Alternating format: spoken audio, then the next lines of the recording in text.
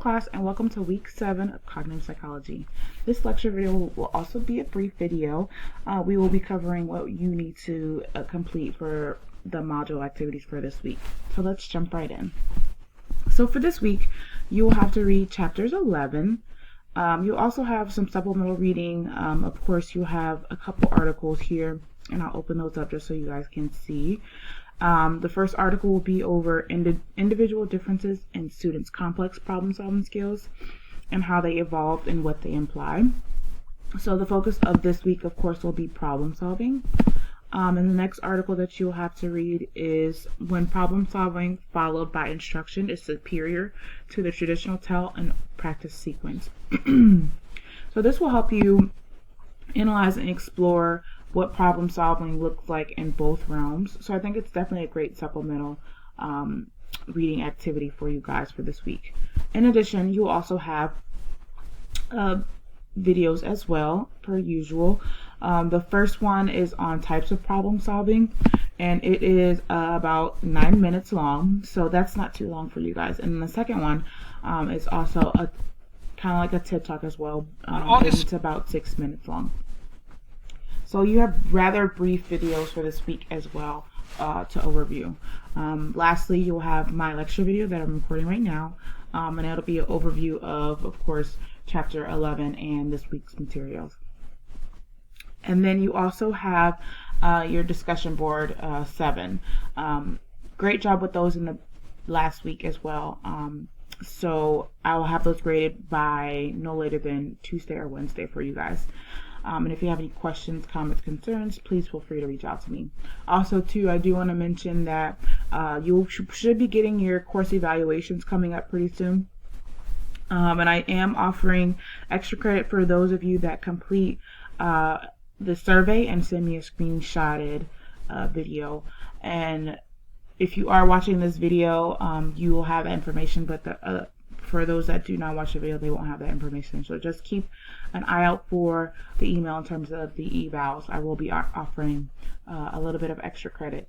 And once I get your screenshot, I'll ask you, where you want that extra credit to be placed, so you can have a little bit of control where those points go.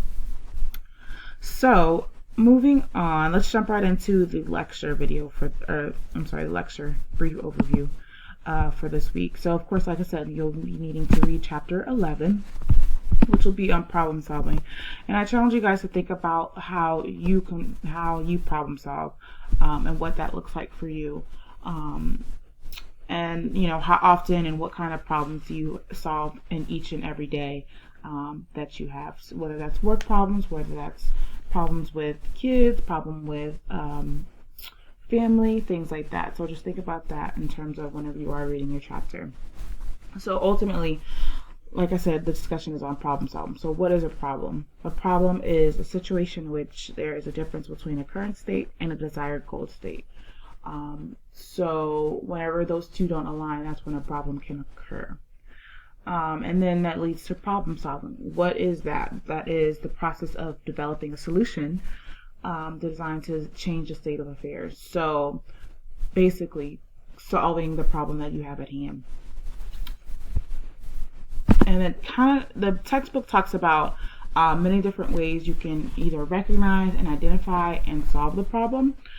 So like I mentioned before, the PowerPoint, of course, is just a brief overview, so that the textbook will dive a little bit deeper into those 3 areas. And they offer up a couple of examples of problem solving and things like that. So what they have here on this figure is a Sudoku puzzle, and how this basically can be categorized as a problem solving activity. And I know many of you have done these before, so I think that's definitely an interesting tie into the material. So the different types of problems are well-defined problems and ill-defined problems.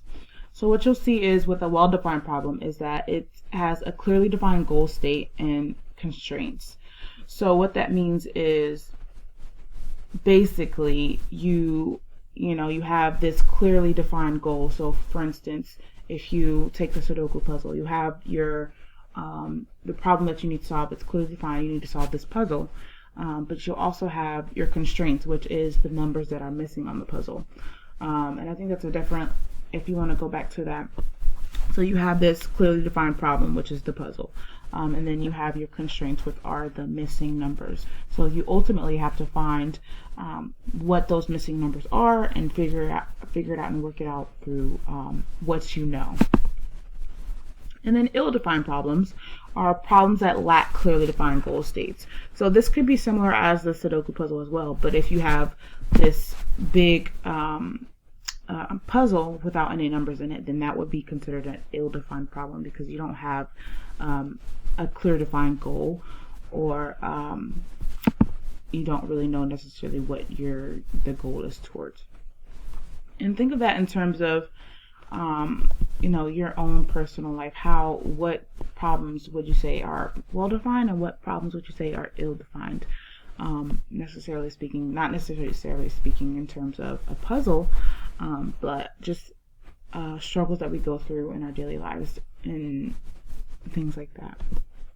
So, defining and representing problems. So the text talks about, how you define and how you represent a problem.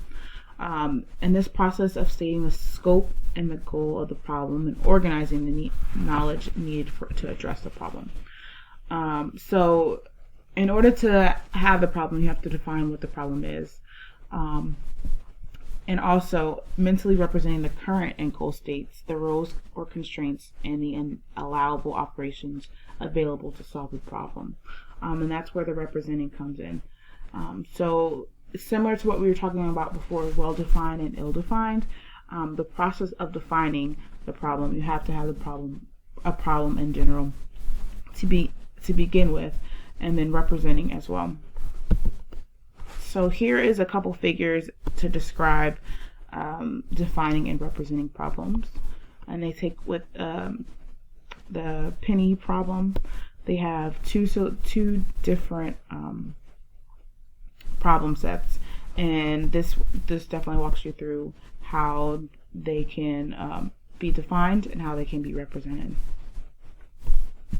Same with these two graphs, and I know you remember these graphs from probably elementary math and things like that. So I'm trying to see if there's anything else I want to talk to you guys about. Oh, here we go.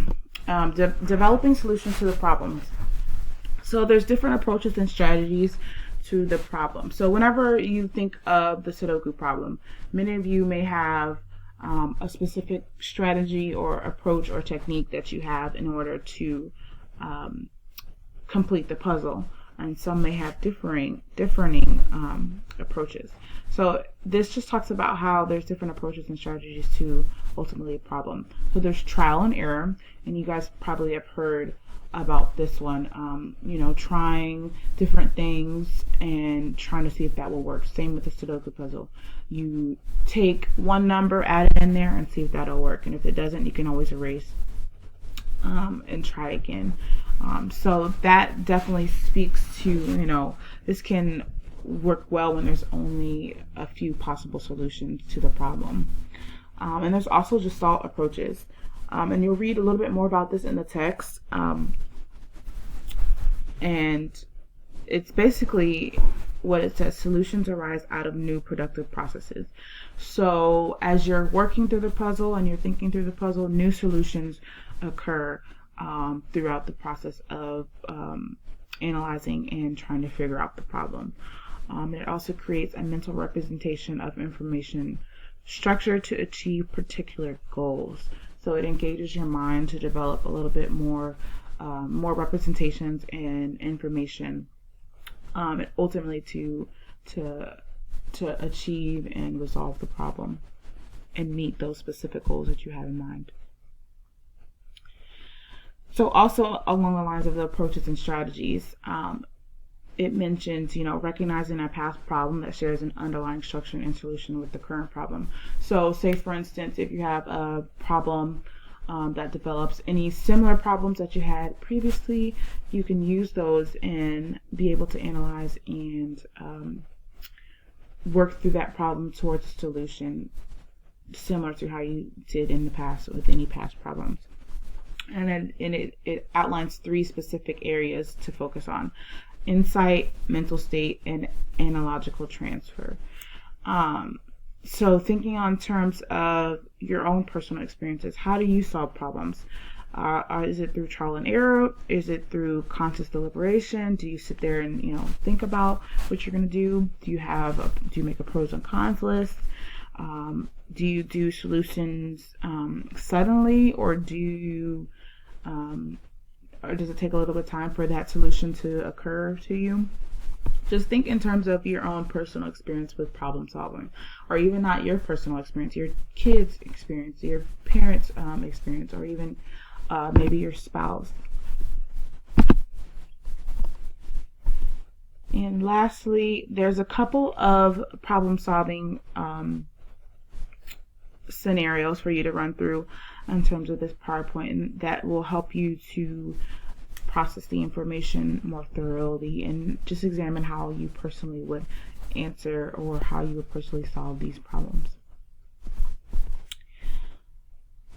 And also here is another graph. The textbook does a really good job of having figures and charts and graphs to help you understand the material very well. So I think this is a great chart for you to analyze in terms of your problem solving and things like that. So I believe that is pretty much all I want to talk to you guys about this week. As I mentioned before, if you have any questions, comments, concerns, please feel free to reach out to me.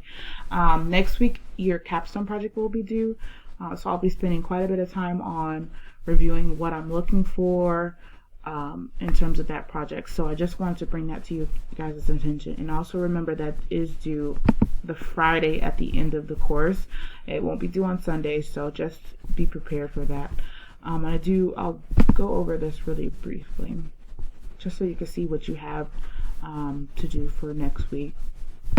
But I do encourage you guys to start working on your capstone projects because it is a very big assignment and you will need to pass that with, I believe, a 70% or more, or it may be 80. I have to double check that. But you do have to pass that regardless. No matter if you submitted all your assignments throughout this course, if you do not pass that assignment, you will not pass the course. So it's very vital.